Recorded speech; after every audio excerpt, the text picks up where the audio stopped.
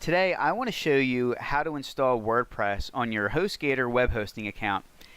And just a quick background, I've used this exact same setup to build dozens of websites in the last 8 years. So HostGator is really reliable, and I recommend them to everybody who wants to create a website that I come in contact with.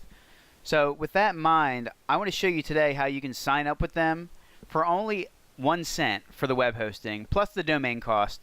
So you're going to be able to get started for under $15, and you can be online within a matter of a day or two. So let's jump right into it. Now, I'm on the HostGator homepage here, and one thing that you'll notice is they do have an option for WordPress hosting. If you're just getting started, you're likely not going to need this. This is more for websites that have been around a while and have traffic. Like, for instance, look at the starter plan. You can have up to 25,000 visits per month, and let me tell you, if you're just starting out a website, you're not going to have that many. So what I recommend is going to the web hosting tab over here and opting for either the hatchling plan or the baby plan, depending on whether you want to set up a single domain or multiple domains. So today, for this example, I'm going to show you going through the hatchling plan, which is the cheapest option for you to get started. So let me click the sign up now button. And this is where you're going to either register your domain, or if you already registered the domain somewhere else like GoDaddy, you can click this tab. But for this example, I'm just going to type in a fake domain here, example domain 123.com, and you choose the extension from this drop down, and you'll see that it'll automatically validate that domain name to see if it's available. And this one is for $13 a year, or $12.95 a year. And what we want to do to get the lowest cost is uncheck all these boxes for add-ons. So domain privacy, you don't need this in the beginning. We could always add this stuff on later if the website is going to be around for years. But for the time being, just to get started, we're going to go for all the cheapest options. So this is the hatchling plan. By default, they put you on a billing cycle of 3 years, which means you're going to get the best monthly price if you're prepaying for 3 years. I'm going to change this to 1 month. You would enter your username and security pin right here, and you can pay with your billing info here either via credit card or PayPal if you have a PayPal account. And then with the additional services, I want to uncheck these once again to make sure that we're getting the best price. And you'll notice the price here is $23.90. So the way to get the 1 month for a penny is to use the coupon code 1WP hosting. So if you type in 1WP hosting and click the validate button, you'll see that our total is now $15.95. And that is $12.95 for the domain for the 1 year and 1 cent for your first month of hosting. And as I'm looking at this, I think they added on something again when I changed the information. It looks like I have $2.99 for this hack alert monitoring. So it looks like they added that back on when I updated the code. So if you go back and uncheck that, we have our total of $12.96. From here, you would just click the I have read and agree to the terms of service, and then check out. And HostGator at that point is going to send you 2 accounts. You're going to get account information, a username and password for your HostGator billing, and you're also going to get a username and password to log into your cPanel. And the cPanel is where you manage the details of the hosting for your domain. So if you wanted to set up email addresses or email forwarders, you would do it through cPanel.